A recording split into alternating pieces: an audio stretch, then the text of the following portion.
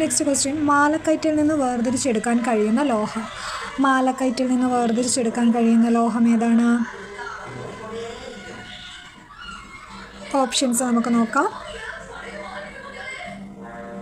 Copper, iron, ferrous, എഫി, zinc, magnesium. മാലക്കൈറ്റിൽ നിന്ന് നമുക്ക് വേർതിരിക്കാൻ കഴിയുന്ന ലോഹം ഏതാണ്?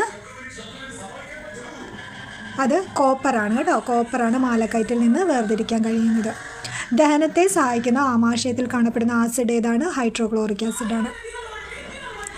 വൈദ്യ ചികിത്സയിൽ ഇൻട്രാവീനസ് കുത്തിവയ്പ്പിനായി ഉപയോഗിക്കുന്നത് എത്ര ഗാഢതയുള്ള ഉപ്പുലായനിയാണ്? 0.9% ആണ്. താഴെ പറയുന്നവയിൽ ഏതു ഘടകമാണ് ഒരു രാസപ്രവർത്തനത്തിൻ്റെ വേഗതയെ ബാധിക്കുന്നത്? ഏതാണ്? ബാധിക്കാത്തത് അത് ആഫികാരകത്തിൻ്റെ നിറമാണ്. ന്യൂക്ലിയോടൈഡുകളുടെ ക്രമീകരണം പരിശോധിക്കുന്ന സാങ്കേതിക വിദ്യയാണ് DNA പ്രൊഫൈലിംഗ് കേട്ടോ. മനുഷ്യൻ്റെ ആദ്യ പാലിൽ, അതായത് കൊളസ്ട്രം ഏറ്റവും കൂടുതലായി അടങ്ങിയിരിക്കുന്ന ഇമ്മ്യൂണോഗ്ലോബുലിൻ ഏതാണ്? IgA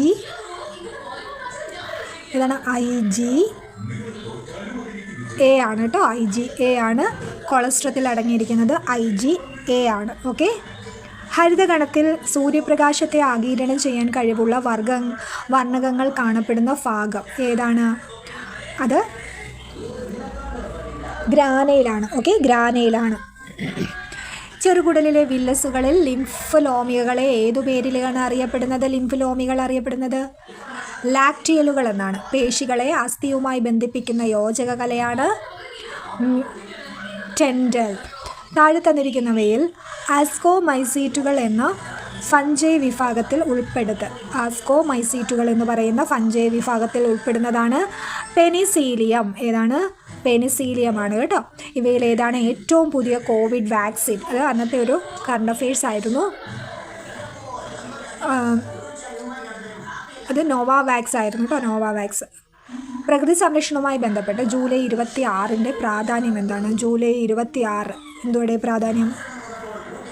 കണ്ടൽ ദിനമായിട്ട് ആചരിക്കുന്നു. കണ്ടൽ ദിനം എന്ന് പറയുന്നത് എന്നാണ്? ജൂലൈ 26. നെക്സ്റ്റ് മാത്സിൻ്റെ പോർഷനാണ്. വാല്യൂ കണ്ടുപിടിക്കാനാണ്. 2 ക്യൂബ് 5⁴ വില എത്ര എന്നാണ് ചോദിച്ചിരിക്കുന്നത് അല്ലേ. ഇത് എളുപ്പത്തിൽ നമുക്ക് ചെയ്യാൻ പറ്റും. എന്താണെന്ന് വെച്ചാൽ 2 ക്യൂബ് എന്ന് പറയുമ്പോൾ 2 × 2 × 2, 5⁴ 5 × 5 × 5 എന്നല്ലേ. അപ്പോൾ ഇത് 10 വരും, ഇതും 10 വരും അല്ലേ. ഇതും 10 വരും. 10 × 10 × 10 വരുന്നത് എത്രയാണ്? 3 10 വരുമ്പോൾ തന്നെ എന്തായി? 1000 ആയി. ഇനി പിന്നെ ബാലൻസ് 5 ഉള്ളൂ. അപ്പോൾ 5 × 1000 5000 ആണ് ആൻസർ ആയിട്ട് വരുന്നത്. ഓക്കെ. നെക്സ്റ്റ്, ഇതിന് തുല്യമായ ദശാംശ സംഖ്യ ഏതെന്നാണ് ചോദിച്ചിരിക്കുന്നത്. ഓക്കെ, 2000-ന് തുല്യമായ ദശാംശ സംഖ്യ ഏതെന്നാണ് ചോദിച്ചിരിക്കുന്നത്. ഇവിടെ നമുക്ക് ചെയ്യാനായിട്ട് ഈ ടേമിനെ എല്ലാം ഒരു 2 കൊണ്ടങ്ങ് മൾട്ടിപ്ലൈ ചെയ്താലേ നമുക്ക് ഡിനോമിനേറ്റർ എങ്ങനെ വരും? 8/10 എന്ന് വരും. Okay, 8/10 plus 16/100 plus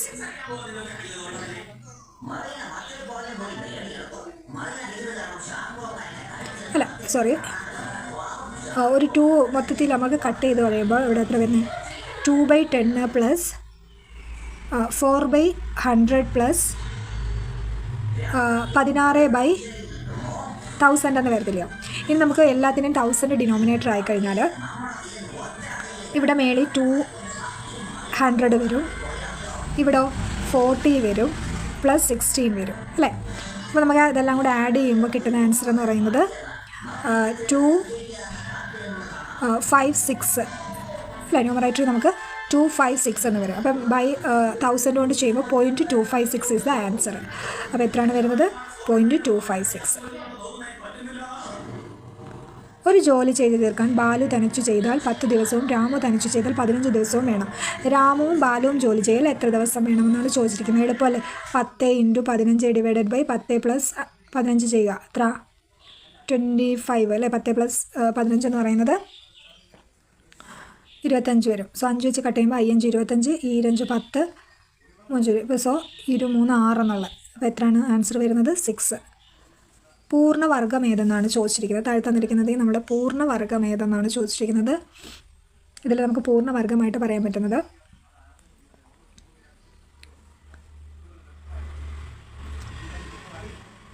ഏതാടെ?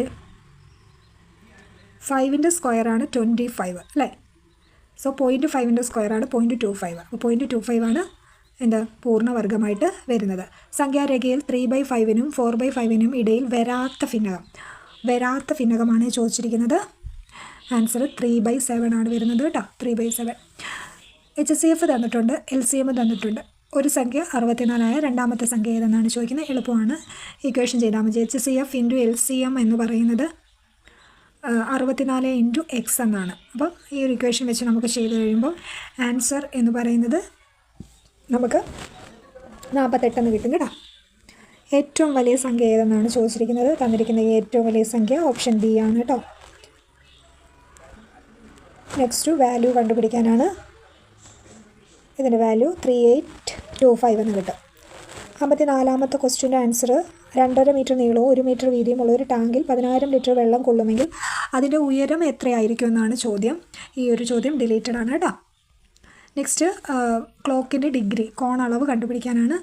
ആൻസർ എന്ന് പറയുന്നത് 8:30 വരുമ്പോൾ എത്രയാണ്? 75 ഡിഗ്രിയാണ് വരുന്നത്. നെക്സ്റ്റ് ക്വസ്റ്റ്യൻ 56ൻ്റെ ക്വസ്റ്റ്യനായിട്ട് വരുന്നത് ഒരു സംഖ്യ മറ്റൊരു സംഖ്യയുടെ 3 മടങ്ങിനേക്കാൾ 2 കൂടുതലാണ്. ചെറിയ സംഖ്യയുടെ 4 മടങ്ങാണ് വലിയ സംഖ്യ എങ്കിൽ ചെറിയ സംഖ്യ ഏതെന്നാണ്? 2 ആൻസറായിട്ട് വരുന്നത്. രണ്ട് സംഖ്യകളുടെ ശരാശരി 11.5 അവയുടെ വ്യത്യാസം 11.5 ആണെങ്കിൽ വലിയ സംഖ്യ ഡിവൈഡ് ബൈ ചെറിയ സംഖ്യ എത്ര ആണെന്നാണ് ചോദിച്ചിരിക്കുന്നത്. ആൻസർ ബി ആണ്. ഓക്കെ. നെക്സ്റ്റ് ക്വസ്റ്റ്യൻ നമ്മൾ ലഘൂകരിക്കുമ്പോൾ 13 എന്നാണ് ആൻസർ കിട്ടുന്നത് കേട്ടോ. നെക്സ്റ്റ് 59ാമത്തെ ക്വസ്റ്റ്യൻ ആൻസർ വരുന്നത് 2010 അംശബന്ധം ചെയ്യുമ്പോൾ നമുക്ക് ആൻസറായിട്ട് വരുന്നത് 2010 എന്ന് വരും കേട്ടോ. നെക്സ്റ്റ് 2000 രൂപയ്ക്ക് ഒരു മാസത്തേക്കുള്ള സാധാരണ പലിശ 15 രൂപയാണെങ്കിൽ പലിശ നിരക്ക് കണ്ടുപിടിക്കാനാണ് കേട്ടോ. പലിശ നിരക്ക് I = PNR/100 എന്ന് പറയുന്ന ഇക്വേഷനായിട്ട് ചെയ്താൽ മതി. ചെയ്യുമ്പോൾ 9% എന്ന് കിട്ടും. ഓക്കെ. നെക്സ്റ്റ് സബ്ജക്റ്റുമായിട്ട് ബേസ് ചെയ്ത ക്വസ്റ്റ്യൻ. താഴെ പറയുന്നതിൽ വികാസത്തെ സംബന്ധിച്ച് ശരിയല്ലാത്ത പ്രസ്താവന ഏതെന്നാണ് ചോദിച്ചത്. വികാസം അനുസ്യൂതമാണ്. ശാരീരിക വികാസത്തിൽ ശരീരമാധ്യത്തിൽ നിന്ന് വശങ്ങളിലേക്ക് എന്ന ക്രമം പാലിക്കപ്പെടുന്നു. വികാസം പരിപക്വനത്തെയും പഠനത്തെയും ആശ്രയിച്ചിരിക്കുന്നു. വികാസത്തിൻ്റെ ഗതിയിൽ വ്യക്തി വ്യത്യാസം ഉണ്ടായിരിക്കുന്നതല്ല. അപ്പോൾ അതാണ് ശരിയല്ലാത്ത വ്യത്യാസം. വികാസത്തിൻ്റെ ഗതിയിൽ വ്യക്തി വ്യത്യാസം ഉണ്ടായിരിക്കുന്നതാണ് കേട്ടോ. സ്വയം കേന്ദ്രീയ അതായത് ഈഗോ സെൻട്രിസം എന്നത് പിയാഷെ മുന്നോട്ട് വെച്ച ഏത് വൈജ്ഞാനിക വികാസഘട്ടത്തിൻ്റെ പ്രത്യേകതയാണ്? അത് പ്രീ ഓപ്പറേഷണൽ സ്റ്റേജിലാണ്. പിയാഷെയുടെ പ്രീ ഓപ്പറേഷണൽ സ്റ്റേജിലാണ് ഈഗോ സെൻട്രിസം വന്നിരിക്കുന്നത്. പ്രൊജക്റ്റീവ് ടെക്നിക്കിന് ഉദാഹരണം ഏതെന്നാണ് ചോദിച്ചിരിക്കുന്നത്. മിലൻ ക്ലിനിക്കൽ മൾട്ടി ആക്സിയൽ ഇൻവെൻട്രിയാണ്. Okay. Millon clinical multiaxial ഇൻവെൻട്രിയാണ് പ്രൊജക്റ്റീവ് ടെക്നിക്കായിട്ട് വരുന്നത്. എറിക്സണിൻ്റെ മനോസാമൂഹ്യ വികാസന സിദ്ധാന്തം അനുസരിച്ച് 6 വയസ്സ് മുതൽ 12 വയസ്സ് വരെയുള്ള കുട്ടികളിൽ രൂപപ്പെടാൻ സാധ്യതയുള്ള വ്യക്തിത്വ ഘടകങ്ങൾ ഏവ? അത് ഇൻഡസ്ട്രിയസ് വേഴ്സസ് ഇൻഫ്യൂരിറ്റിയാണ് കേട്ടോ. 1, 3. ഇനി താഴെ പറയുന്ന വ്യക്തിത്വത്തെ സംബന്ധിക്കുന്ന കാഴ്ചപ്പാടുകളും അവ മുന്നോട്ട് വെച്ച ശാസ്ത്രജ്ഞരും തമ്മിലുള്ള ശരിയായ ബന്ധം സൂചിക്കുന്നവ ഏവെന്നാണ് ചോദിച്ചിരിക്കുന്നത്. ഓക്കെ. ആൻസറായിട്ട് വരുന്നത് പക്വ വ്യക്തിത്വ വിശദീകരിക്കാൻ വിപുലീകൃത അഹം, ഊഷ്മള ബന്ധങ്ങൾ, ആത്മസന്തുലനം, യാഥാർത്ഥ്യബോധ്യം, ആത്മധാരണ, ഏകാത്മക ജീവിത ദർശനം എന്നീ 6 മാനദണ്ഡങ്ങൾ പരിഹരിക്കണം. ഗോൾഡൻ വില്ലാർഡ് ആൽപോർട്ടിൻ്റെ. So B is the right answer. 2, 4 ആണ് കേട്ടോ. Conscious mind, subconscious mind, unconscious mind എന്നിങ്ങനെ മനസ്സിന് 3 തലങ്ങളുണ്ടെന്നുള്ളത് സിഗ്മണ്ട് ഫ്രോയിഡിൻ്റെ. അപ്പോൾ 1, 3 വില്യം ആൽപോർട്ടിൻ്റെയും സിഗ്മണ്ട് ഫ്രോയിഡിൻ്റെയും സ്റ്റേറ്റ്മെൻറ്റുകളാണ് ശരിയായിട്ട് ബന്ധം സൂചിപ്പിക്കുന്നത്. നെക്സ്റ്റ് ചേരുംപടിയാണേ. ചേരുംപടി ചേർക്കാനാണ് പറഞ്ഞിരിക്കുന്നത്. റാഷണലൈസേഷൻ എന്ന് പറയുന്നത് പരീക്ഷയിൽ പരാജയപ്പെട്ട കുട്ടി പരാജയത്തിൻ്റെ കാരണം പ്രയാസമേറിയ ചോദ്യങ്ങൾ പേപ്പർ എന്ന് ആലോചിക്കുന്നതാണ് റാഷണലൈസേഷൻ. ഐഡൻറ്റിഫിക്കേഷൻ എന്ന് പറയുമ്പം പഠനത്തിൽ വേണ്ടത്ര ശോഭിക്കാൻ കഴിയാത്ത വ്യക്തി താൻ പഠിച്ച സ്ഥാപനത്തിൻ്റെ പേരും പ്രശസ്തിയും പറഞ്ഞ് അതിൽ അഭിമാനം കൊള്ളുന്നു. അതാണ് ഐഡൻറ്റിഫിക്കേഷൻ. കോമ്പൻസേഷൻ എന്ന് പറയുമ്പോൾ പഠനത്തിൽ മികവ് പുലർത്താൻ കഴിയാത്ത കുട്ടി സ്പോർട്സിൽ മികച്ച പ്രകടനം കാഴ്ചവെക്കുന്നു. റിഗ്രഷൻ എന്ന് പറയുമ്പോഴേതോ സഹോദരനോ സഹോദരിയോ ജനിക്കുമ്പോൾ മൂത്ത കുട്ടി കൂടുതൽ ശ്രദ്ധ ലഭിക്കാൻ വേണ്ടി കൊച്ചു കുഞ്ഞിനെ പോലെ പെരുമാറുന്നുള്ളതാണ് റിഗ്രഷൻ. ഒരു കുട്ടിയെ അധ്യാപകൻ നിരന്തരം ശകാരിക്കുമ്പോൾ കുട്ടിക്ക് അധ്യാപകനോടുള്ള ഭയം അധ്യാപകൻ പഠിപ്പിക്കുന്ന വിഷയത്തിലേക്ക് വ്യാപിക്കുന്നു. തുടർന്ന് കുട്ടി സ്കൂളിനെയും ക്ലാസ് മുറിയെയും മറ്റ് അധ്യാപകരെയും ഭയക്കാൻ തുടങ്ങുന്നു. ക്ലാസിക്കൽ കണ്ടീഷനനുസരിച്ച് ഇവിടെ സംഭവിക്കുന്നത് എന്താണ്? അതേതാണ്? സ്റ്റിമുലസ് ജനറലൈസേഷൻ ആണ് കേട്ടോ. സ്റ്റിമുലസ് ജനറലൈസേഷൻ ചോദക സാമാന്യവൽക്കരണമാണ്. നെക്സ്റ്റ് അടുത്തത് ഒരു ചേരുംപടിയാണ്. പ്രശ്നപേടകത്തിലെ പൂച്ച, അത് ട്രയൽ ആൻഡ് എറർ ലേണിംഗ് തിയറിയിലാണ് കേട്ടോ. ബോബോ പാവ പരീക്ഷണം, അതേതാ തിയറി ഓഫ് ഒബ്സർവേഷണൽ ലേണിംഗ് ആണ് കേട്ടോ. സുൽത്താൻ എന്ന പേരുള്ള ചിമ്പാൻസി, സുൽത്താൻ എന്ന പേരുള്ള ചിമ്പാൻസി വരുന്നത് ഗസ്റ്റാൾഡ് തിയറിയിലാണ് കേട്ടോ. Gestalt theory. Heinz dilemmas moral development ആണ് കേട്ടോ. So option D is the right answer. Next question. പഠനം അത് സാധ്യമാകുന്ന സാമൂഹ്യ സാഹചര്യവും തമ്മിൽ വേർതിരിക്കാനാവില്ല എന്ന ആശയം അടിത്തറയാക്കി ജീൻ ലേവ്, എറ്റിൻ വെങ്കർ തുടങ്ങിയവർ 1990കളുടെ തുടക്കത്തിൽ ആവിഷ്കരിച്ച പഠന സങ്കല്പം ഏതാണ്? സിറ്റുവേഡ് ലേണിംഗ് ആണ് കേട്ടോ. സിറ്റുവേഡ് ലേണിംഗ് ആണ്. ആരൊക്കെയായിരുന്നു? ജീൻ ലീവും എറ്റിൻ വെർഗറും. കുട്ടികൾക്ക് വായനാശീലനം നൽകുന്നതിന് വേണ്ടി വൈഗോട്സ്കിയുടെ ആശയങ്ങളുടെ പിൻബലത്തോട് രൂപീകരിച്ച രീതി ഏതാണ്? അത് റെസിപ്രോക്കൽ ടീച്ചിങ് ആണ് കേട്ടോ. ജീവിതത്തിൽ സന്ദർഭോചിതമായി തീരുമാനമെടുക്കാൻ മറ്റെന്തിനേക്കാളും പ്രധാനപ്പെട്ടതാണ് വ്യക്തിപര ബുദ്ധി എന്ന് ഗാർഡനർ സൂചിപ്പിക്കുന്നുണ്ട്. താഴെ പറയുന്നവയിൽ വ്യക്തിപര ബുദ്ധിയായി കണക്കാക്കുന്നത് ഏവ? അത് ഇൻ്റർപേഴ്സണൽ ഇൻ്റലിജൻസും ഇൻട്രാപേഴ്സണൽ ഇൻ്റലിജൻസും ആണ് കേട്ടോ. 2ഉം 3ഉം. താഴെ പറയുന്നവയിൽ പര്യാവരണത്തിൻ്റെ സ്വാധീനം നിർണായകമല്ലാത്ത ഘടകം ഏത്? ശരീരത്തിൻ്റെ ഉയരമാണ്. പ്രശ്നങ്ങളെ നിലവിലുള്ള സ്കീമകൾ ഉപയോഗിച്ച് പരിഹരിക്കുന്നത് ഡാഷ് എന്നറിയപ്പെടുന്നു. സാംശീകരണം. സമീപസ്ഥമായ ഒരു കൂട്ടമായി കാണാനുള്ള പ്രവണത പഠനത്തിൻ്റെ സമഗ്രതാ നിയമനങ്ങളിൽ ഏതിൽപ്പെടുന്നു? ഏതാടെ? അത് ലോ ഓഫ് പ്രോക്സിമിറ്റി ആണ് കേട്ടോ. നെക്സ്റ്റ് ഒരു ചേരുംപടിയാണ്. അടുത്തത് ഒരു ചേരുംപടിയാണ്. ZPD ഏതാ? നമുക്കറിയാം വൈഗോട്സ്കി അല്ലേ. ബ്രിഡ്ജ് ചാർട്ടർ ആരുടെ? Katharine Bridge. ക്രിയാ ഗവേഷണമാരുടെയാ? സ്റ്റീഫൻ എം കോറിയുടെയാണ്. സ്റ്റീഫൻ എം കോറിയുടെ. അഡോളസൻ അഗ്രേഷൻ ആൽബർട്ട് ബന്ദുരയുടെ. പ്രൈമറി ക്ലാസ്സിലെ കുട്ടികൾക്ക് അനുയോജ്യമായതും പ്രത്യേക പരിഗണന അർഹിക്കുന്ന കുട്ടികൾക്ക് ICT പഠനം സാധ്യമാവുന്നതിനോടൊപ്പം അവരുടെ ഒട്ടനവധി ശാരീരിക പരിമിതികൾ മറികടക്കാൻ ഉതകുന്ന പ്രവർത്തനങ്ങളും കളികളും അടങ്ങിയ വിദ്യാഭ്യാസ സോഫ്റ്റ്വെയറിനെ പറയുന്ന പേര് എന്താണ്? അതാണ് G-COMPRESS ആണ് കേട്ടോ. G-COMPRESS. ഒരു വ്യക്തിക്ക് താൻ എങ്ങനെ അറിവ് നേടുന്നു എന്നതിനെക്കുറിച്ചും ആ പ്രക്രിയയെ എങ്ങനെ നിയന്ത്രിക്കാം എന്നതിനെക്കുറിച്ചുമുള്ള ധാരണയായതിനാൽ അതീത ചിന്ത അഥവാ മെറ്റാകോഗ്നിഷൻ എന്നത് ഒരു ഉയർന്ന ചിന്താശേഷിയാണ്. താഴെ പറയുന്നവയിൽ നിന്ന് അതീത ചിന്തയുടെ ശരിയായ പ്രക്രിയാതലങ്ങൾ കണ്ടെത്തുക. ധാരണ, ആസൂത്രണം, വിലയിരുത്തൽ ആണ്. ഭിന്നശേഷിക്കാരായവരുടെ അവകാശ സംരക്ഷണത്തിനായി 2016 നിലവിൽ വന്ന ആക്ട് ഏതാണ്? അത് RPWD ആക്ട് ആണ് കേട്ടോ. കേരള പാഠ്യപദ്ധതിക്ക് ചട്ടക്കൂട് 2007 അടിത്തറയായി സ്വീകരിച്ചിട്ടുള്ള പ്രായോഗിക രീതി ശാസ്ത്രങ്ങളിൽ പെടാത്തത് ഏത്? പാഠപുസ്തക കേന്ദ്രീകൃത പഠനം.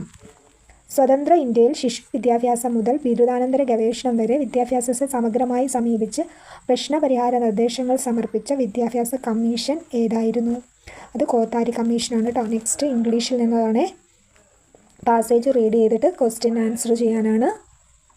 The price of dash was going up. ഏതാണ്? കോക്കനട്ട് അല്ലേ. കോക്കനട്ട്സ് അല്ലേ. How did the other feel?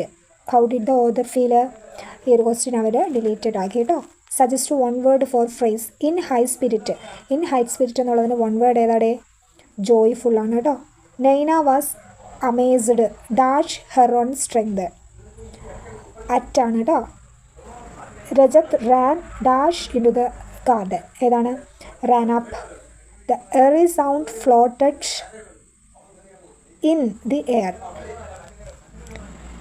If you are a painter, tense നോക്കാനാണ്. If you are a painter, you may come in ആണ്. Okay. Whenever he found himself alone, he drew cats.